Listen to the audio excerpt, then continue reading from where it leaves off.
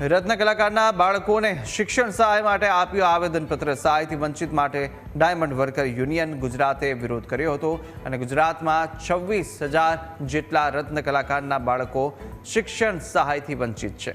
26,000 જેટલા ફોર્મ રદ છે તે જરૂરિયાતમંદ અને હકદાર છે। મોટી સંખ્યામાં મહિલા સહિત રત્ન કલાકારો ઉપસ્થિત રહ્યા હતા। 10 વર્ષ ઉપર થઈ ગયા છે, રત્ન કલાકારમાં કામ કરે છે।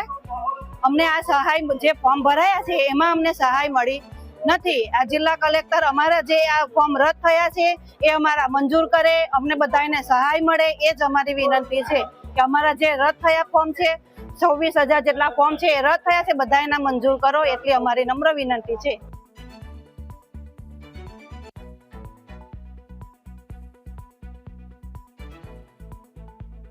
છેલ્લા ઘણા સમયથી હીરા ઉદ્યોગમાં મંદીનો માહોલ હતો। આ મંદીના માહોલની વચ્ચે 3 વર્ષના લડતના અંતે ગુજરાત સરકાર દ્વારા રત્ન કલાકારો માટે શિક્ષણ રાહત પેકેજની જાહેરાત કરવામાં આવી હતી। સમગ્ર ગુજરાતમાં સુરત ખાતે 74,000 કરતાં વધારે અરજીઓ ભરવામાં આવી હતી।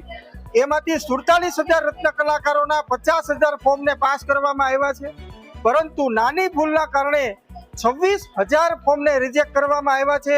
એ ફોર્મ ફરીથી પાસ કરવા માટે આજે ગુજરાતના મુખ્યમંત્રીને સુરત કલેક્ટર મારફતે અમે આવેદનપત્ર દેવા આવ્યા છીએ કે નાની ભૂલના કારણે જે ક્ષતિ આવી છે એને ભૂલી અને તમામ રત્ન કલાકારો જે 26,000 ફોર્મ છે એને પાસ કરવામાં આવે તે આજે અમે આવેદનપત્ર દેવા આવેલા છીએ।